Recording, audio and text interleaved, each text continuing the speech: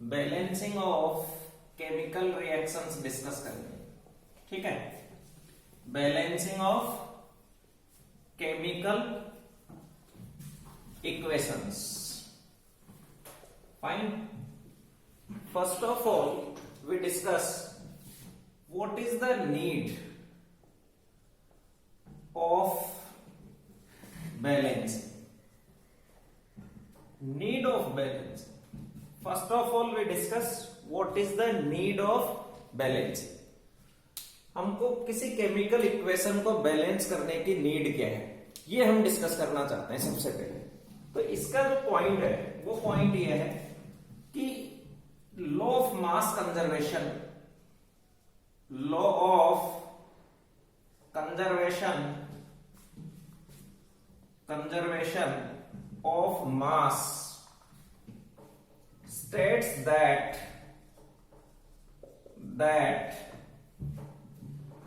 mass can neither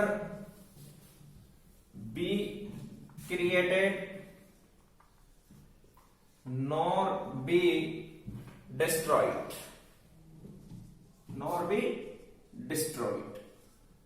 मास ना तो create कर सकते हैं हम और ना ही डिस्ट्रॉय कर सकते हैं। It means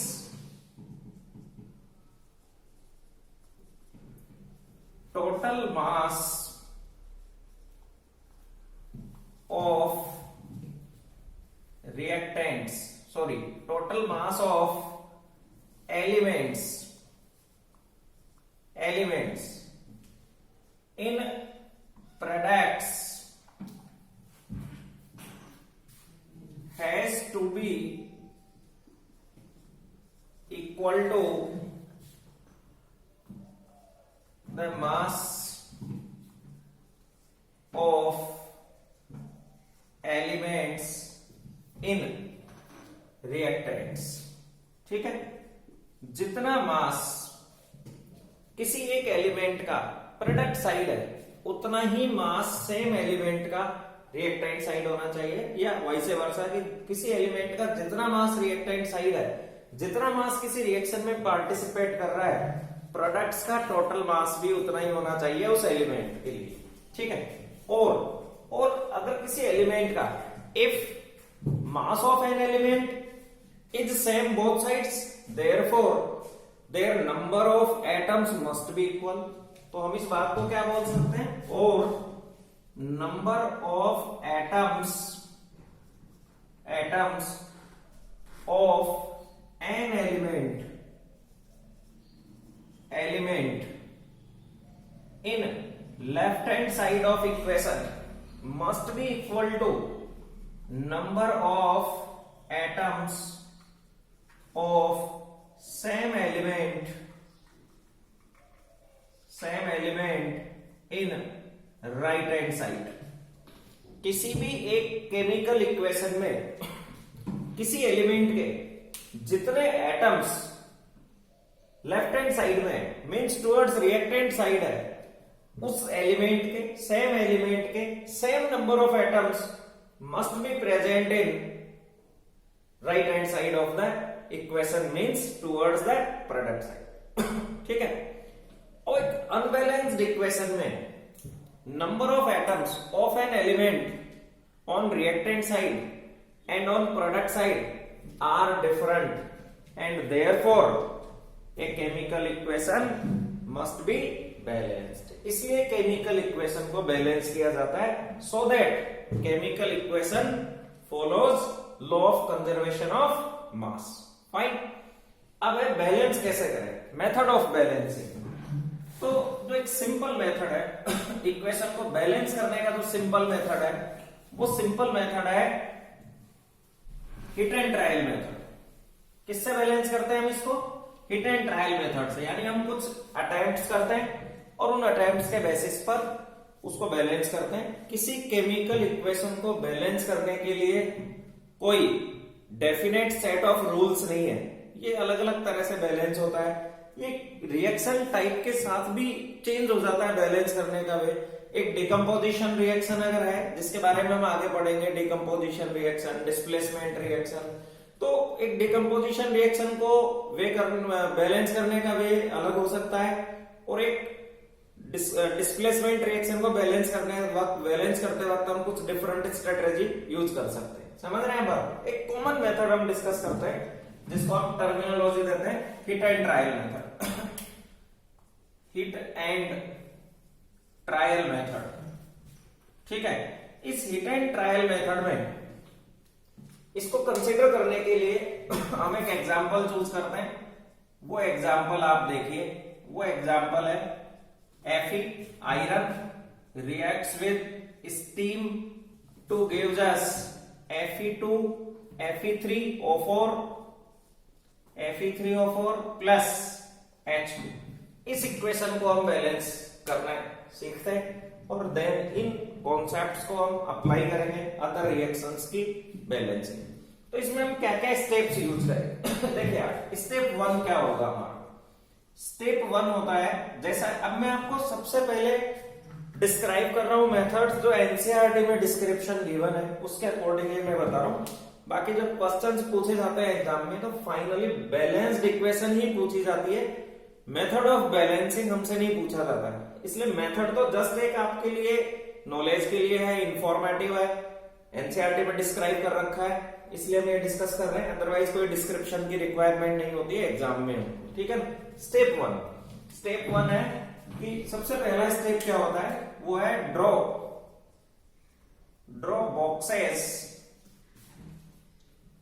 box around each chemical formula. उस इक्वेशन में जितने भी केमिकल फॉर्मूला गिवन है, उनके हम बॉक्सेस ड्रॉ कर रहे हैं। For example Fe plus H2O, तो हमने यहाँ Fe के अराउंड एक बॉक्स और एक H2O के अराउंड हमने बॉक्स ड्रॉ कर दिया। ऐसा एग्जाम में करने की कोई नीड नहीं है आपको, ये तो जस्ट लर्निंग के लिए है। Fe3O4 और ये H2 के अराउंड हमने बॉक्स ड्रॉ कर दिया। अब हम इस बॉक्स के अंदर जो फॉर्मूला है उसको चेंज नहीं कर सकते। Anything inside the boxes can't be changed during the balancing, समझ गए ना। तो अब हम इनको चेंज नहीं कर सकते। Anything in boxes can't be changed during balancing. Balance करते वक्त हम इनको चेंज नहीं कर सकते, ठीक है। ये स्टेप 1 होगा। देन स्टेप 2 क्या होगा वो आप समझने का ट्राई करेंगे। स्टेप 2 होगा, अब हम एक लिस्ट प्रिपेयर करेंगे। List the number of atoms of different elements towards right hand side and towards left hand side. तो हमारा सेकंड स्टेप होता है list the number of atoms of elements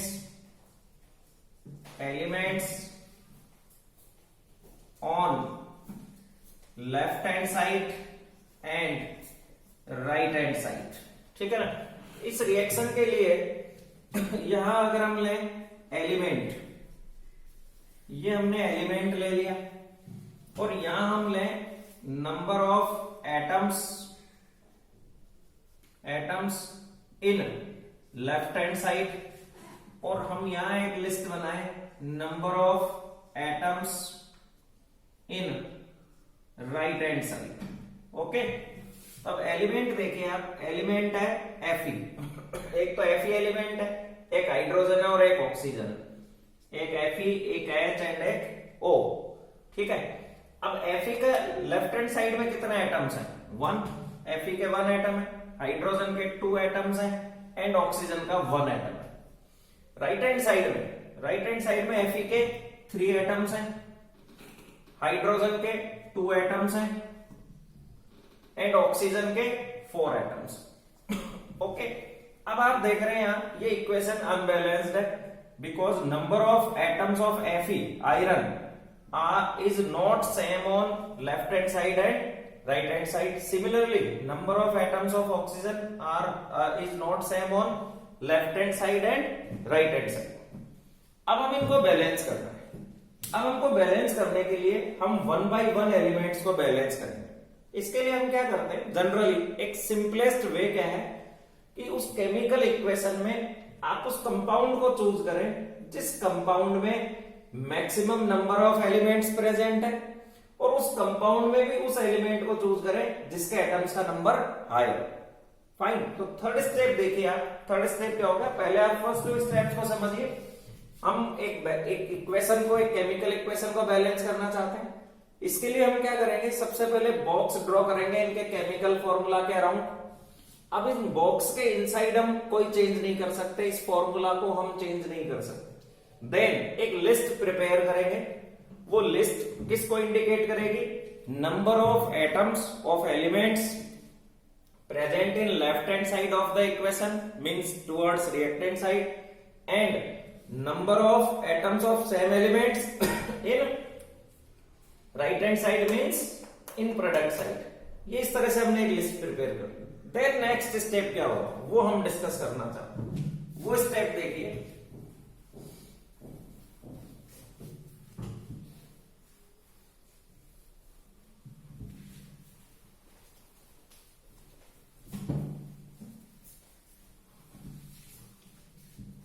देखिए हमारे पास इक्वेशन क्या थी जिसको हम बैलेंस कर रहे थे.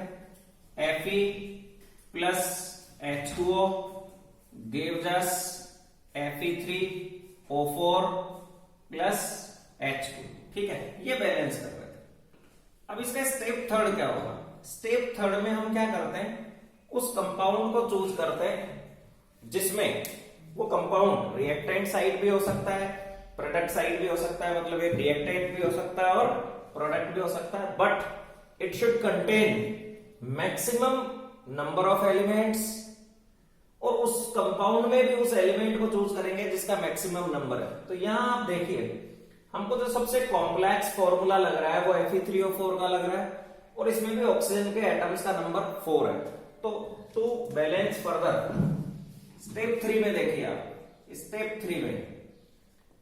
3 में choose compound with maximum number of atoms, maximum number of elements. उस कंपाउंड को चूज करिए जिसमें elements maximum number of elements हैं. ये रिएक्टेंट भी हो सकता है, इट मे बी रिएक्टेंट और प्रोडक्ट. ये रिएक्टेंट भी हो सकता है और प्रोडक्ट भी हो सकता है. आप उस कंपाउंड को चूज करिए, जैसे इस केस में Fe3O4, and in that compound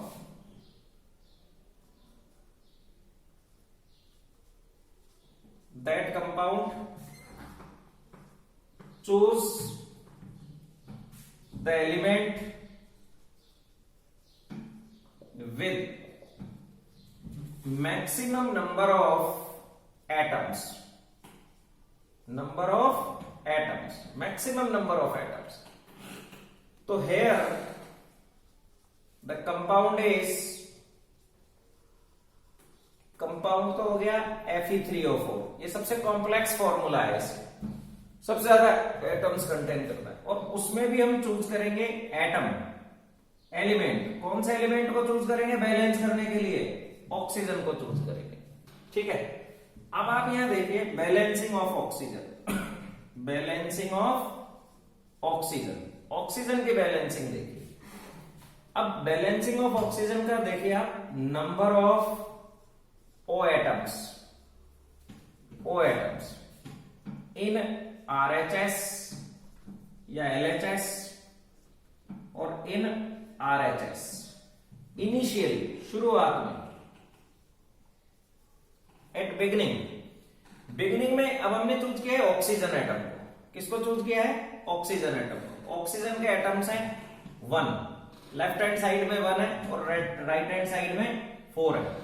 तो अब टू बैलेंस, अब बैलेंस करने के लिए क्या करेंगे हम, बैलेंस करने के लिए अगर हम इसको 4 से मल्टीप्लाई कर दें 1 को, तो ये 4 एटम्स हो जाएंगे, और ये 4 है, इसको किसी से मल्टीप्लाई करने की जरूरत नहीं है, तो ये दोनों बैलेंस हो जाएंगे।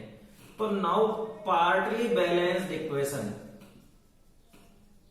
पार्टली बैलेंस्ड इक्वेशन क्या हो जाएगी अब हमारे पास? अब हमको क्या करना है, लेफ्ट हैंड साइड में ऑक्सीजन जिस स्पीशीज में प्रेजेंट है उसको 4 से मल्टीप्लाई करना है। तो लेफ्ट हैंड साइड में ऑक्सीजन प्रेजेंट है H2O में, और देन इसको 4 से मल्टीप्लाई कर देना है। तो ये Fe plus 4H2O converts into Fe3O4 plus H2। अब आप देख रहे हैं कि ये इक्वेशन ऑक्सीजन के टर्म में बैलेंस हो गई, 4 O एटम्स और इधर 4 O एटम्स। ऐसा मिस्टेक मत करना, आप इस तरह से मत कर देना कि ये H2O4 कर देना, ये नहीं चल सकता, ये रॉन्ग हो जाएगा। क्यों? क्योंकि हमने कहा ना बॉक्स के अंदर तो हम कोई चेंज कर ही नहीं सकते। जो हमने बॉक्स ड्रॉ कर दिया किसी फॉर्मूला का, उसको हम चेंज नहीं कर सकते। तो हम बॉक्स को चेंज नहीं कर सकते, तो ये फॉर्मूला हम चेंज नहीं कर सकते, बस इसके आगे नंबर पुट कर सकते हैं, और इसको पुट करने से 4 O एटम्स हो गए और इधर भी 4 O एटम्स हो गए। तो now this equation is balanced in terms of oxygen atoms, लेकिन इसमें हाइड्रोजन एटम्स और Fe एटम्स बैलेंस्ड नहीं है, उनको हमें बैलेंस करना पड़ेगा। तो मैं रिपीट कर रहा हूं, आप ध्यान से समझिए। एक अनबैलेंस्ड इक्वेशन में हम एलिमेंट्स के एटम्स को बैलेंस करने के लिए फर्स्ट स्टेप क्या लें? ठीक है ना, फर्स्ट स्टेप क्या हो? तो फर्स्ट स्टेप के लिए मोस्टली क्या हम करते हैं, रिएक्टेंट साइड और प्रोडक्ट साइड जो कंपाउंड्स प्रेजेंट है उनमें से उस कंपाउंड को चूज करते हैं which contains maximum number of elements और मैक्सिमम नंबर ऑफ एटम्स। ठीक है, तो इस एग्जांपल में Fe3O4 एक ऐसा कंपाउंड है जिसके फॉर्मूला में maximum number of atoms and elements present.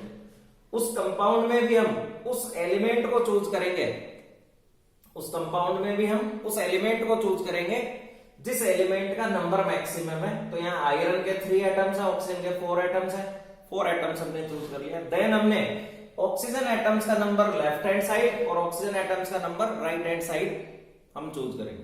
तो left hand side oxygen atoms है वाटर में और 1 O एटम है, और राइट हैंड साइड ऑक्सीजन के 4 एटम्स हैं, और उनको बैलेंस करने के लिए हमने 4 से मल्टीप्लाई करके इस तरह से बैलेंस कर दिया। ठीक है, क्लियर? कोई प्रॉब्लम? अब हमें बैलेंसिंग करनी है किसकी? ऑक्सीजन एटम्स की बैलेंसिंग करनी है और हाइड्रोजन एटम्स की बैलेंसिंग करनी है।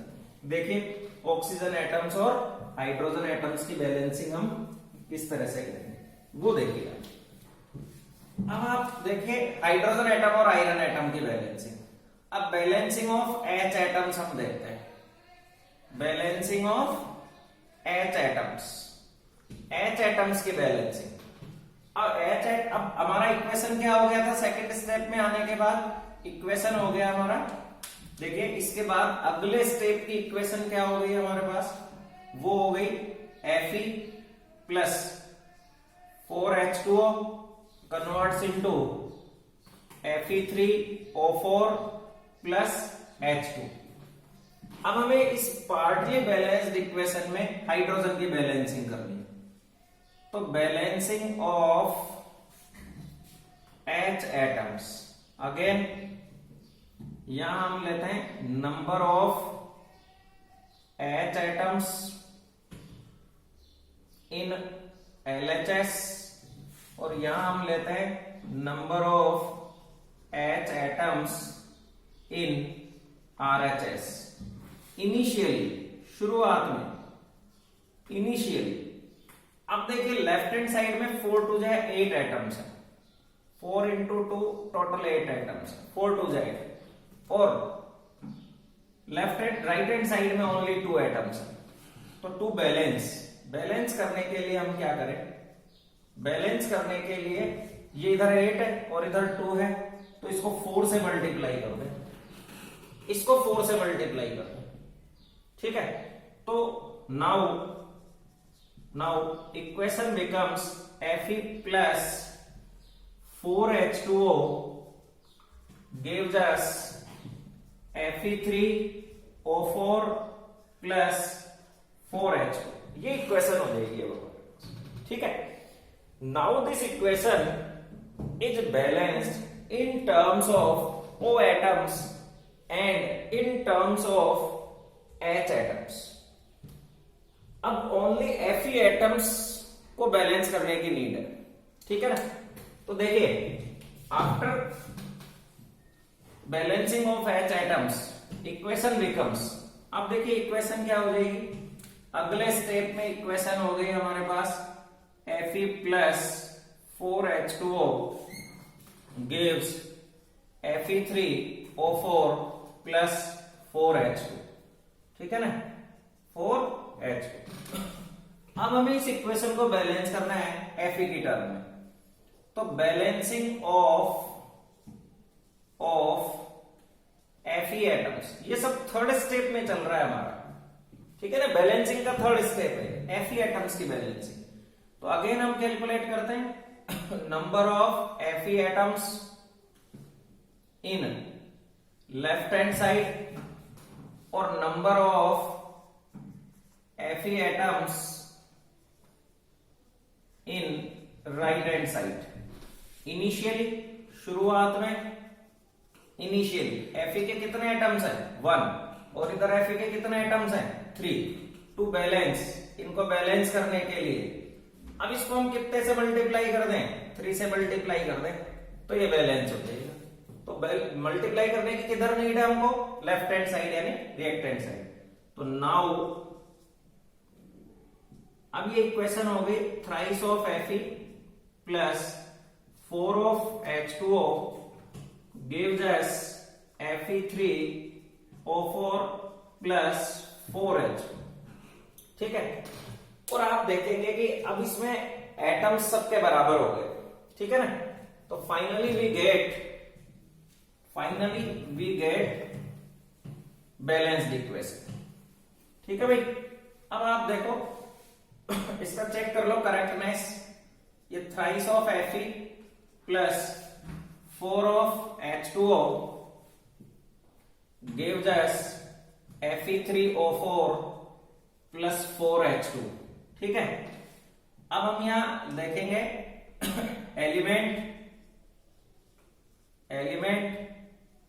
Number of atoms in left hand side और number of atoms in right hand side.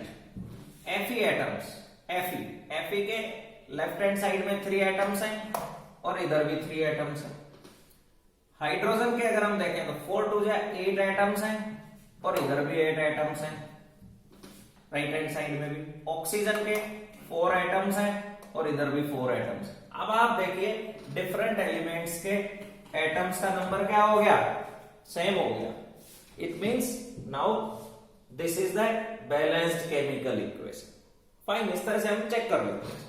एक और लास्ट में स्टेप 4 क्या हो जाएगा, स्टेप 4 हो जाएगा इस केस में कि हम चेक करेंगे फिजिकल स्टेट की इंफॉर्मेशन पुट कर दें इसमें। तो स्टेप 4 में हम क्या करेंगे, स्टेप 4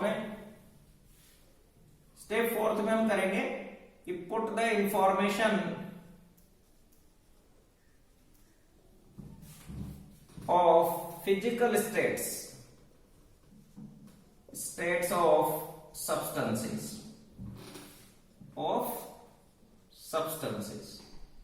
अब कोई सब्सटेंस अगर सॉलिड स्टेट में है तो उसके लिए हम पैरेंथेसिस में स्मॉल s लिख देंगे। कोई सब्सटेंस गैसियस स्टेट में है तो उसके लिए हम G लिख देंगे। लिक्विड स्टेट में है तो उसके लिए हम L लिख देंगे। ठीक है, और अगर कोई सब्सटेंस सॉल्यूशन स्टेट में है, एक्वस सॉल्यूशन है, अगर कोई एक्वस सॉल्यूशन यानी इन वाटर, एक्वस सॉल्यूशन का मतलब हो गया इन वाटर। अगर कोई स्पीशीज वाटर में प्रेजेंट है तो ब्रैकेट में हम उसके लिए एक ही लिख देंगे। फॉर सॉलिड के लिए S, गैस के लिए G, लिक्विड के लिए L, और अगर कोई वाटर में प्रेजेंट है, सॉल्यूशन में प्रेजेंट है, एक्वस सॉल्यूशन अगर उसका है तो हम उसके लिए एक ही पुट कर देंगे। अब जैसे इस इक्वेशन के लिए देखिए आप, thrice of Fe plus H2O, ठीक है, converts into Fe3O4 plus 4H2। तो यहां आयरन मेटल है, मेटल सॉलिड होता है, तो S लिखते हम। इस रिएक्शन में स्टीम पार्टिसिपेट करती है, एक्चुअली स्टीम पार्टिसिपेट करती है, इसलिए वाटर के लिए हम क्या लिखेंगे, गैस। Fe3O4 एक सॉलिड ऑक्साइड है और हाइड्रोजन एक गैस है। तो now this reaction is completely balanced and correct in all parameters, सारे पैरामीटर्स पर ये करेक्ट। समझ में आ गया तरीका? ये तो एक स्टैंडर्ड वे हुआ, एक डिस्क्रिप्शन हुआ हमें कैसे कैसे बैलेंस करना। पर again as I told before, in exams the method description of balancing of a chemical equation is not asked, only balance final equation is asked कि भाई ये आप तो ये निकाल कर लिख दो, उसके स्टेप्स नहीं पूछे जाते, स्टेप्स तो आपको सिखाने के लिए है, ठीक है ना। अब हम कुछ एग्जांपल्स डिस्कस करते हैं वन बाय वन और देन उनको बैलेंस करने का ट्राई करते हैं, ठीक है भाई। सबसे पहले हम एग्जांपल ले रहे हैं, एक सिंपल एग्जांपल है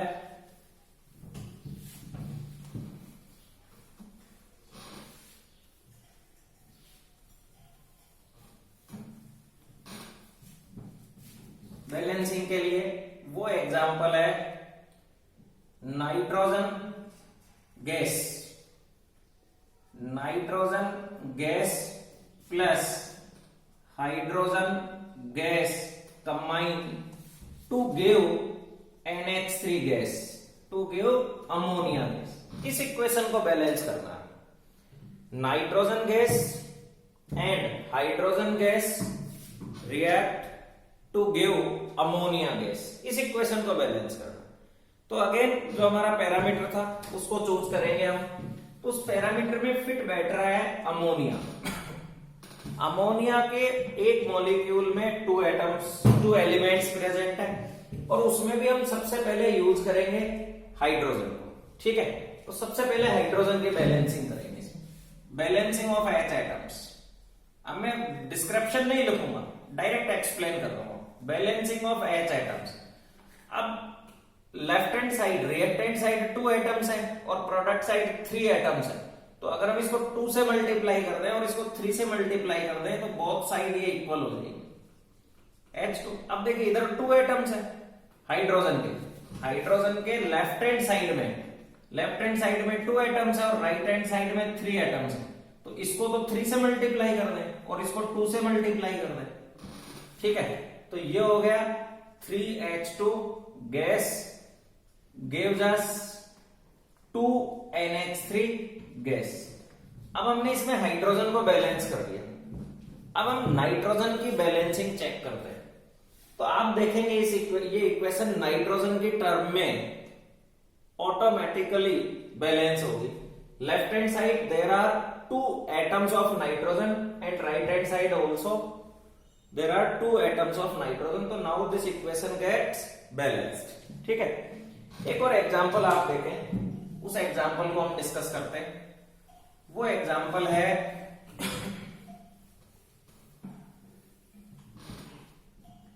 एक डिस्प्लेसमेंट रिएक्शन का एग्जांपल मैं आपको दे रहा हूं, उसको थोड़ा समझने का आप ट्राई करें। अब एक एग्जांपल है बेरियम क्लोराइड BaCl2। ये बेरियम क्लोराइड है BaCl2। बेरियम क्लोराइड की रिएक्शन हम एल्यूमिनियम सल्फेट से कर रहे हैं, एल्यूमिनियम सल्फेट से करा रहे हैं, जिससे कि किसका फॉर्मेशन हो रहा है, एल्यूमिनियम क्लोराइड का फॉर्मेशन हो रहा है AlCl3 एंड बेरियम सल्फेट का फॉर्मेशन हो रहा है। इस इक्वेशन को हम बैलेंस करना चाहते हैं। Actually it is an ionic reaction. This reaction involves ions. ये एक आयोनिक रिएक्शन का टाइप है, आयोनिक रिएक्शन का टाइप है, ठीक है ना। जैसे इसमें कौन कौन से आयंस इन्वॉल्व हैं? इन्वॉल्व आयंस हैं इसमें, एक तो बेरियम आयन है, एक क्लोराइड आयन है, एक सल्फेट आयन है, एक एल्यूमिनियम आयन। अब ऐसी रिएक्शंस को बैलेंस करने के लिए हम क्या वे अडॉप्ट करेंगे? हम एक सिंपल सा कॉन्सेप्ट अडॉप्ट करेंगे कि कोई भी एक आयन है, उस आयन को एज ए होल यूज करेंगे हम, मतलब इसको सिंगल एंटिटी यूज करेंगे। एक आयन को एक सिंगल पार्टिकल मानते हुए, एक सिंगल एटम की तरह ट्रीट करते हुए, एक एटम की तरह ट्रीट करेंगे पूरे आयन को एज ए होल। जैसे सल्फेट आयन को हम एक एटम कंसीडर कर लेंगे, एक आयन को एक एटम मान लेंगे, पूरे आयन को एज ए होल, समझ गए, और इस तरह से ट्रीट करेंगे। अगेन अब हम बैलेंसिंग के स्टेप यूज करते हैं। तो हम देख रहे हैं यहां सबसे कॉम्प्लेक्स फॉर्मूला है Al2SO4 whole thrice. Aluminium sulphate का सबसे कॉम्प्लेक्स फॉर्मूला है, इसको हम यूज करते हैं। और इस सबसे कॉम्प्लेक्स फॉर्मूला में सल्फेट आयंस का नंबर सबसे ज्यादा है 3। तो first of all we balance this equation in terms of sulphate ions. ठीक है, अब हम देख रहे हैं कि रिएक्टेंट साइड सल्फेट आयंस का नंबर 3 है, 3 सल्फेट आयंस है, and product side only 1 sulphate ion is there. तो अगर हम इस फॉर्मूला को, इस सब्सटेंस को 3 से मल्टीप्लाई कर दें तो this equation becomes balanced in terms of sulphate ion. तो सबसे पहले हम इसमें करेंगे balancing of sulphate ions. Sulphate ions की बैलेंसिंग करेंगे, और सल्फेट आयन की बैलेंसिंग करने के लिए Al2SO4 whole thrice AlCl3 plus BaSO4। अब आप देखें यहां सल्फेट के 3 आयंस है और यहां 1 आयन है, तो इसको 3 से मल्टीप्लाई करते हैं। ठीक है, तो ये इक्वेशन सल्फेट आयंस की टर्म में बैलेंस होती है। देन हमने चूज कौन सा कंपाउंड किया था? Aluminium sulphate. उस एल्यूमिनियम सल्फेट में हमने किसको बैलेंस कर लिया? हमने बैलेंस कर लिया सल्फेट को। अब किसको बैलेंस करें हम? एल्यूमिनियम को। तो एल्यूमिनियम, अगर हम एल्यूमिनियम आयंस का नंबर देखें इस इक्वेशन में, तो reactant side means left hand side 2 atoms हैं, और रिएक्टेंट साइड कितने एटम्स हैं? 1। तो जब हम बैलेंसिंग ऑफ एल्यूमिनियम आयन करेंगे, बैलेंसिंग ऑफ एल्यूमिनियम आयंस की बैलेंसिंग करेंगे, तो partly balanced equation becomes as SO4 whole thrice gives twice of AlCl3 plus thrice of BaSO4। Fine, clear. अब बैलेंस हो गई हमारी इक्वेशन एल्यूमिनियम आयंस की term में और किसकी टर्म में? सल्फेट आयंस की टर्म में। देन अब हम बैलेंस करेंगे बेरियम क्लोराइड में से कोई एक आयन चूज करेंगे, आइदर बेरियम और क्लोराइड, किसी को भी चूज कर सकते हैं। जैसे हमने क्लोराइड आयन चूज कर लिया, तो balancing of chloride ion, balancing of chloride ions की बैलेंसिंग। ठीक है, अब आप देखिए इस इक्वेशन में रिएक्टेंट साइड क्लोराइड आयंस का नंबर 2 है और प्रोडक्ट साइड क्लोराइड आयंस का नंबर 6 है। ये 6 नंबर है टोटल, 2 3 जा 6, और इधर 2 है। तो हम इसको बैलेंस करने के लिए, क्लोराइड आयन को बैलेंस करने के लिए BaCl2 को अगर 3 से मल्टीप्लाई कर दें, तो देन क्लोरीन एटम्स का नंबर रिएक्टेंट साइड भी 6 हो जाएगा। ठीक है, क्लियर, फाइन। तो ये प्रोडक्ट साइड हमने कोई चेंज नहीं किया, सिर्फ रिएक्टेंट साइड हमने क्लोराइड के नंबर 6 करने के लिए, क्योंकि प्रोडक्ट साइड क्लोराइड आयंस का नंबर कितना था? 6। तो रिएक्टेंट साइड हम 6 करना चाहते हैं, इसलिए 3 कर दिया। अब आप देखेंगे कि ये रिएक्शन ऑटोमेटिकली बेरियम आयन के लिए बैलेंस होगी। In most of double displacement reaction, this reaction is actually an example of double displacement reaction, जिसको कि हम आगे डिस्कस करेंगे। ठीक है ना, इसी चैप्टर में हम आगे डिस्कस करेंगे। एक डबल डिस्प्लेसमेंट रिएक्शन में मोस्टली 4 आयंस इन्वॉल्व होते हैं। उनमें से आप एनी 3 आयंस को बैलेंस कर लें तो 4th आयन ऑटोमेटिकली बैलेंस हो जाए। क्लियर हो गए? समझ में है? ठीक है, समझने का ट्राई करें आप इसको।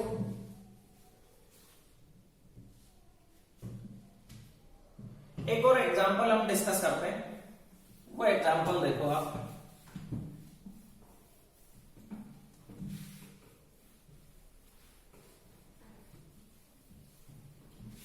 नेक्स्ट एग्जांपल है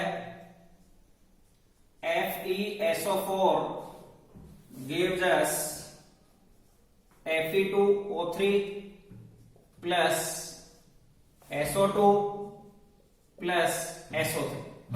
ठीक है, इस रिएक्शन को हम बैलेंस करने का ट्राई करते हैं। अगेन अगर हम रिएक्टेंट्स और प्रोडक्ट्स को देखेंगे तो सबसे कॉम्प्लेक्स फॉर्मूला FeSO4 का है, because it involves 3 elements, 1 iron, second sulphur, third oxygen. 3 elements present है, जबकि इसमें 2 एलिमेंट्स हैं, इसमें 2 एलिमेंट्स हैं, इसमें 2 एलिमेंट्स। तो सबसे कॉम्प्लेक्स फॉर्मूला किसका हुआ? FeSO4 का। एक्चुअली ये जो रिएक्शन है आप देखेंगे ये एक डिकम्पोजिशन रिएक्शन है, ठीक है ना, इसको भी हम आगे पढ़ेंगे। एक डिकम्पोजिशन रिएक्शन का वेरी सिंपल वे बैलेंसिंग का क्या है, आप उसमें जो रिएक्टेंट साइड में जो एलिमेंट्स हैं उनके एटम्स का नंबर इवन नंबर में चेंज करने का ट्राई करो। जैसे आप देखेंगे यहां Fe एटम्स 1 है, सल्फर का एटम 1 है, ऑक्सीजन का एटम्स 4 है। तो ऑक्सीजन के नंबर तो ऑक्सीजन एटम्स का नंबर तो इवन नंबर में है, लेकिन Fe और सल्फर का नंबर ऑड नंबर में है। तो अगर डिकम्पोजिशन रिएक्शन है और एक डिकम्पोजिशन रिएक्शन को बैलेंस करना है, हर रिएक्शन को बैलेंस करने का एक अलग स्ट्रेटेजी होगा। डिकम्पोजिशन रिएक्शंस को हम अलग तरह से बैलेंस कर सकते हैं, डिस्प्लेसमेंट रिएक्शंस को अलग स्ट्रेटेजी से बैलेंस कर सकते हैं, और अदर काइंड ऑफ रिएक्शन जैसे ऑक्सीडेशन रिडक्शन को बैलेंस करने का एक अदर मेथड हो सकता है। तो मैं आपको यार डिकम्पोजिशन रिएक्शन के बारे में बताता हूं। डिकम्पोजिशन रिएक्शन क्या होती है ये हम आगे डिस्कस कर लेंगे। तो एक डिकम्पोजिशन रिएक्शन जिसमें एक कंपाउंड 2 और मोर सब्सटेंसेस, सिंपलर सब्सटेंसेस में डिकम्पोज हो जाता है, ठीक है ना। इसमें क्या करें आप, रिएक्टेंट साइड जितने भी एलिमेंट्स हैं उन सबके एटम्स का नंबर इवन नंबर में ट्राई करो। तो अगर मैं इस रिएक्शन की रिएक्टेंट को 2 से मल्टीप्लाई करूं तो ये सब इवन नंबर में चेंज हो जाएंगे। FeSO4, Fe के 2 एटम्स हो गए, सल्फर के 2 एटम्स हो गए, ऑक्सीजन के 4 एटम्स हो गए। अब आप इधर चेक करो इस रिएक्शन को। Now check this reaction at product side. अब देखिए आप Fe के 2 एटम्स, प्रोडक्ट में Fe के 2 एटम्स हो, सल्फर के 2 एटम्स, 1 + 1 2 एटम्स, ऑक्सीजन के 4 2 जा 8 atoms, 3 + 2 5 + 3 8 atoms. Balance. Mostly decomposition reaction सिर्फ रिएक्टेंट साइड बैलेंसिंग चेक करके ही हम कर सकते हैं, ठीक है ना। क्लियर हो गए? चलें आगे। ये इस तरह से आप इक्वेशंस को बैलेंस कर सकते हैं। इसके बाद एक और वे बताता हूं मैं किसी रिएक्शन को बैलेंस करने का वे बता रहा हूं मैं आपको, जहां आप डायरेक्ट बैलेंस्ड इक्वेशन ऑब्टेन कर सकते हैं। एक सिंपल मेथड, मतलब आप इसको ट्रिक भी बोल सकते हैं, बैलेंसिंग का ट्रिक। अगर आपको कोई वे सूझ ही नहीं रहा है, hit and trial method apply करने पर आप कंफ्यूज हो रहे हैं, आपसे अप्लाई नहीं हो पा रहा है, तो हम एक ट्रिक डिस्कस करते हैं, एक मेथड डिस्कस करते हैं जिसको कि आप ब्रह्मास्त्र बोल सकते हैं। इससे रिएक्शंस बैलेंस हो जाती है। इसके लिए एक एग्जांपल डिस्कस करते हैं। मैं एक अलग मेथड बता रहा हूं जहां आपको डायरेक्ट बैलेंस्ड इक्वेशन लिखने की नीड है, वहां आप इसको अप्लाई कर सकते हैं। एक एग्जांपल चेक करिए आप, देखिएगा एक इक्वेशन है H2S plus oxygen gives us H2O plus SO। इस इक्वेशन को हम बैलेंस करना चाहते हैं, ठीक है। अगर आप हिट एंड ट्रायल मेथड में जो हमने कॉन्सेप्ट्स पहले पढ़े हैं उनसे आप बैलेंस कर पा रहे हैं, कोई प्रॉब्लम नहीं, आप उससे बैलेंस कर लीजिए। लेकिन मैं तो एक उस कंडीशन की बात बता रहा हूं जहां आप कंफ्यूज हो रहे हैं हिट एंड ट्रायल मेथड को अप्लाई करें। तो मैं आपको एक तरीका बता रहा हूं, एक ट्रिक बता रहा हूं। आप क्या करें, इनके आगे कोई नंबर अज्यूम कर लें। सपोज करो H2S के मॉलिक्यूल्स का नंबर इसमें A है, O2 के मॉलिक्यूल्स का नंबर यहां B है, और H2O के मॉलिक्यूल्स का नंबर C है, और SO2 के मॉलिक्यूल्स का नंबर D है। ये एक ब्रह्मास्त्र ट्रिक है। आप जब कभी भी कंफ्यूज हो जाएंगे, हर जगह अप्लीकेबल होती है, हर जगह ये वर्क करती है अगर आप इसको यूज करना सीख जाएंगे। और वेरी सिंपल है, कोई मुश्किल नहीं है, आसान है। शुरुआत में आपको 1-2 बार प्रैक्टिस करना है, फिर इजीली आप प्रैक्टिस कर पाएंगे। अब देखिए आप, अब हम इस इक्वेशन को हाइड्रोजन एटम के टर्म में एक इक्वेशन बनाने का, एक मैथमेटिकल इक्वेशन बनाने का ट्राई करते हैं। मैथमेटिकल इक्वेशन हाइड्रोजन के टर्म में। अब हाइड्रोजन के टर्म में देखो, रिएक्टेंट साइड हाइड्रोजन के एटम्स कितने हो गए? 2a एटम्स हो गए। 2a एटम्स हो गए हाइड्रोजन के। 2a एटम्स है। 2a hydrogen is present only in H2S, ये तो O2 है। हाइड्रोजन सिर्फ H2S में प्रेजेंट है। H2S के मॉलिक्यूल्स का नंबर a है, तो हाइड्रोजन के टोटल एटम्स कितने हो गए? 2a। अब according to the law of conservation of mass, number of H atoms towards reactant side and product side must be equal. अब प्रोडक्ट साइड H एटम्स कहां है? इस स्पीशीज में, H2O में। इसमें तो है नहीं हाइड्रोजन एटम, तो H2O में हाइड्रोजन एटम्स हैं, तो कितने हाइड्रोजन एटम्स हो गए इसमें? 2c, और ये दोनों इक्वल होने चाहिए। भाई H एटम्स का नंबर रिएक्टेंट साइड और प्रोडक्ट साइड एक बैलेंस्ड इक्वेशन में इक्वल होगा। तो हमने सपोज करो कि ये एक बैलेंस्ड इक्वेशन है, बैलेंसिंग में यह नंबर d एज्यूम कर लिया, ये c एज्यूम कर लिया, ये b एज्यूम कर लिया, ये x एज्यूम कर लिया। तो अब H एटम्स का नंबर रिएक्टेंट साइड और प्रोडक्ट साइड इक्वल होना चाहिए। अब रिएक्टेंट साइड कितने H एटम्स हैं? 2a, और प्रोडक्ट साइड कितने H एटम्स हैं? 2c। तो it means 2a must be equal to 2c, और ये यहां से आपको एक रिजल्ट दे रहे हैं a इक्वल्स टू c। भाई 2 से 2 कैंसिल हो गया, a इक्वल्स टू c, यानी यहां जो नंबर आएगा बैलेंसिंग में a और c, उन दोनों की मैथमेटिकल वैल्यू सेम होगी। ये हमने H एटम्स के टर्म में बैलेंस की। अब हम सल्फर एटम्स के टर्म में एक इक्वेशन बनाने का ट्राई करते हैं। सल्फर एटम्स के टर्म, अब अगेन सल्फर सिर्फ H2S में प्रेजेंट है, तो सल्फर के एटम्स कितने हैं? ए एटम्स हैं, क्योंकि यहां सल्फर का हो। और प्रोडक्ट में सल्फर सिर्फ SO2 में, और उसके एटम्स का नंबर कितना है प्रोडक्ट में? D। तो A इक्वल्स टू D, ये एक इक्वेशन आ गई। ठीक है, अब सुनिए आप ध्यान से। अब आप आ जाए O एटम्स के टर्म में इक्वेशन बनाने का ट्राई करिए। O एटम्स के टर्म, अब देखो A equals to C and A is also equal to D, तो यहां से एक इक्वेशन आ गई। इन दोनों को अगर हम मिला दें तो यहां से हमारे पास नंबर आ गया A equals to C equals to D। ये इन दो इक्वेशंस का कंक्लूजन आ गया, यानी A, C और D की वैल्यू सेम है। अब O एटम्स के टर्म में देखिए ये equation, reactant side O atoms का नंबर है 2b, 2b, और प्रोडक्ट साइड O एटम्स का नंबर कितना है? देखिए C एटम्स इसमें है और 2d एटम्स इसमें है, तो C प्लस 2d।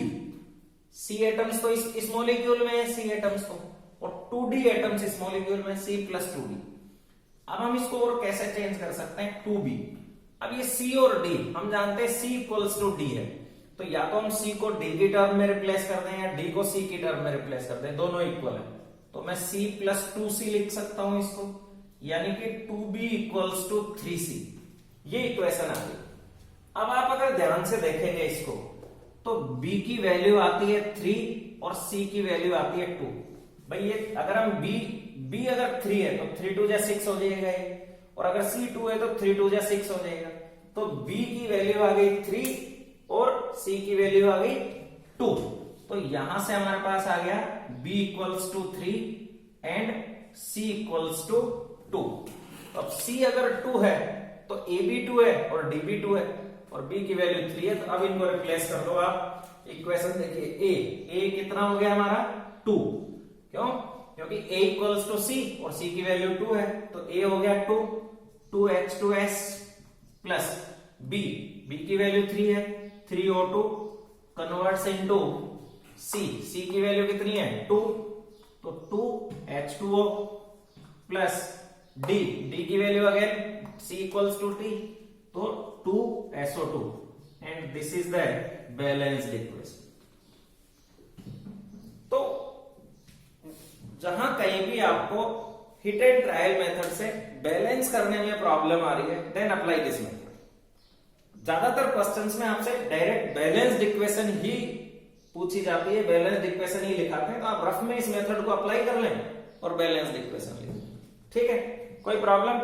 समझने का ट्राई करो इसको, कोई दिक्कत आएगी तो हम डिस्कस कर लेंगे।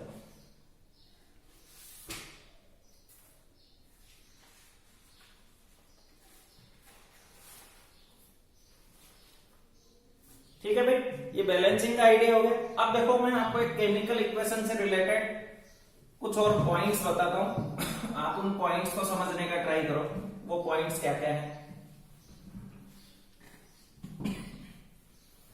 उन पॉइंट्स में देखिए, कई बार जब हम एक केमिकल इक्वेशन लिखते हैं तो रिएक्शंस कंडीशंस, ठीक है ना, reaction conditions, sometimes reaction conditions, जैसे उसका टेम्परेचर, ठीक है, प्रेशर,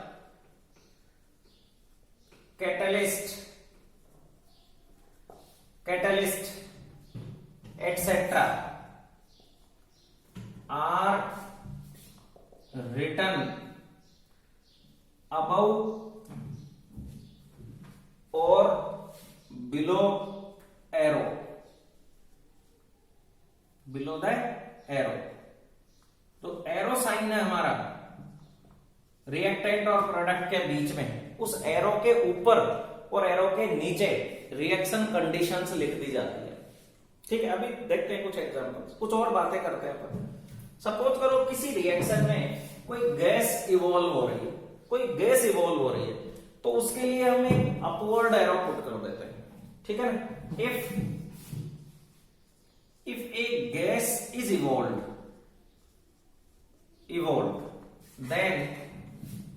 then upward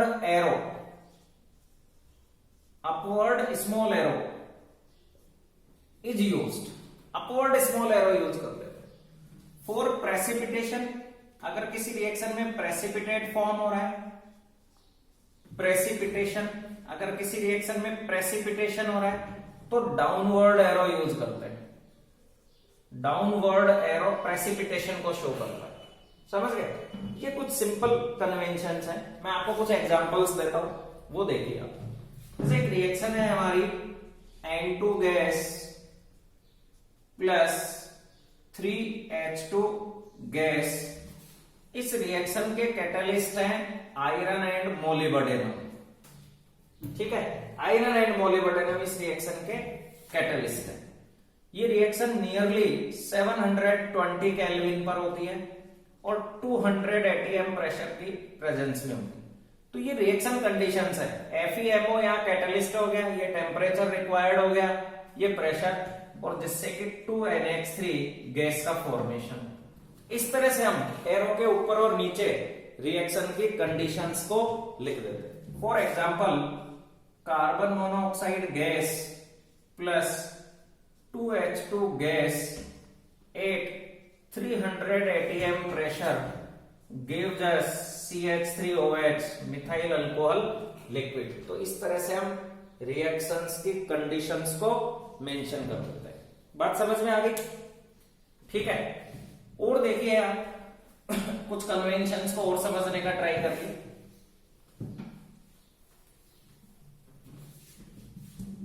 वो कन्वेंशंस देखिए क्या है। अब हम बात करते हैं, अगर किसी रिएक्शन में हीट का चेंज हो रहा है, कुछ रिएक्शंस ऐसे होते हैं जिनमें हीट रिलीज होती है, हीट प्रोड्यूस होती है, कुछ रिएक्शंस ऐसी होती हैं जिनमें हीट एब्जॉर्ब होती है। तो हीट की टर्म में दो तरह की रिएक्शंस होती हैं, ठीक है ना, समझने का ट्राई करिए। If heat is released during reaction heat is released during reaction is known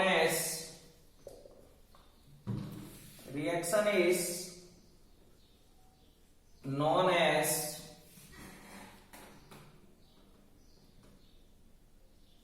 exothermic reaction. तो उस केस में हम रिएक्शन को बोलेंगे exothermic reaction is called as exothermic reaction. और एक एक्सोथर्मिक रिएक्शन में हीट को हम कैसे एक्सप्रेस करते हैं? During exothermic reaction heat is return towards product side with plus sign, ठीक है ना। Heat is return towards product side,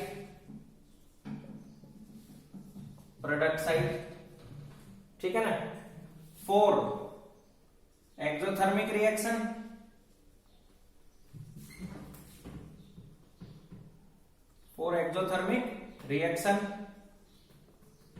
with plus sign, और अगर एंडोथर्मिक रिएक्शन, तो एक एंडोथर्मिक रिएक्शन क्या होगी, जिसमें हीट एब्जॉर्ब्ड होती है, हीट इज एब्जॉर्ब, तो वो एंडोथर्मिक रिएक्शन हो जाएगी। तो उसमें हम नेगेटिव साइन के साथ लिखेंगे। कुछ एग्जांपल्स देखिए आप, एक एग्जांपल देखिए, N2 plus N2 gas plus 3H2 gas in presence of FeMO 720 Kelvin temperature 200 atm pressure 2NH3 gas का प्रोडक्शन होगा। During this reaction heat is release, heat is evolve, heat produce होती है। It means ये एक exothermic reaction है, तो plus sign लगाया और इसकी वैल्यू 22400 किलो कैलोरी हीट इसमें प्रोड्यूस होती है, वो हमने यहां लिख दिया। यूनिट भी लिख दी, कितना अमाउंट प्रोड्यूस हो रहा है, और ये भी लिख दिया, सॉरी कैलोरी, किलो कैलोरी नहीं, कैलोरी 22400 कैलोरी हीट प्रोड्यूस होगी। तो ये प्लस साइन लगाया है, यानी कि एक एक्सोथर्मिक रिएक्शन है, हीट रिलीज हो रही है इसमें, एक्सोथर्मिक रिएक्शन है, ठीक है ना। कैसी रिएक्शन है, एक्सोथर्मिक रिएक्शन। और अगर एक एंडोथर्मिक रिएक्शन होगी, एक एग्जांपल आप देखिए, N2 gas plus O2 gas converts into 2NO gas, ये एक एंडोथर्मिक रिएक्शन है, एंडोथर्मिक है, तो हमने यहां माइनस साइन लगाया। एंडोथर्मिक रिएक्शन है, माइनस साइन लगाया, और इसमें 43200 कैलोरी हीट एब्जॉर्ब होती है। तो माइनस साइन है, यानी कि हीट एब्जॉर्ब हो रही है इतना अमाउंट, प्लस साइन है यानी कि हीट रिलीज हो रही है। तो ये रिएक्शन एक एंडोथर्मिक रिएक्शन होगी, ठीक है। तो दो तरह की रिएक्शंस होती हैं, एक एक्सोथर्मिक रिएक्शन, एक एंडोथर्मिक रिएक्शन। एक्सोथर्मिक रिएक्शन कौन सी, जिसमें हीट रिलीज होती है, इवॉल्व होती है, प्रोड्यूस होती है, उसको हम एक्सोथर्मिक रिएक्शन बोलते हैं। एक एक्सोथर्मिक रिएक्शन और एंडोथर्मिक रिएक्शन कौन सी होती है, जिनमें हीट एब्जॉर्ब होती है, ठीक है। तो एक अच्छा, हीट को हमेशा प्रोडक्ट साइड लिखा जाता है किसी केमिकल इक्वेशन में। In a chemical equation heat is written on product side, written on right hand side. अगर एक्सोथर्मिक रिएक्शन है तो प्लस साइन लगाएंगे, एंडोथर्मिक रिएक्शन है तो माइनस साइन लगाएंगे, ठीक है। जैसे मैं आपको एक एक्सोथर्मिक रिएक्शन का एक एग्जांपल और देता हूं, रेस्पाइरेशन। रेस्पाइरेशन के बारे में आपने पढ़ा होगा 9th क्लास में, कि इसमें ग्लूकोज कंबाइन होता है विद ऑक्सीजन, जिससे कि कार्बन डाइऑक्साइड और वाटर का प्रोडक्शन होता है, और large amount of heat release होती है। वो हीट लिविंग ऑर्गेनिजम्स के वर्किंग में, उनके डिफरेंट फंक्शंस में, मूवमेंट्स में यूज होती है। तो इस तरह से रेस्पाइरेशन भी एक एक्सोथर्मिक प्रोसेस है, फाइन। तो बच्चों ये एक टॉपिक कंप्लीट हो गया, बैलेंसिंग। इससे अगला टॉपिक है टाइप्स ऑफ केमिकल रिएक्शंस, जो हम नेक्स्ट क्लास में डिस्कस करेंगे। आपको बैलेंसिंग सारा पढ़ना है, समझना है। इसमें कोई डाउट हो तो वो आप मेरे से कांटेक्ट करके डिस्कस कर सकते हैं। इसको आराम से समझिए, बार बार रिप्ले करके समझिए। अगर एक बार भी समझ में नहीं आया तो रिप्ले करके समझ लीजिए, लेकिन ये क्लियर करना जरूरी है, ठीक है। आप इसको पढ़ें, वीडियो को लाइक करें, शेयर करें, सब्सक्राइब करें। Thank you.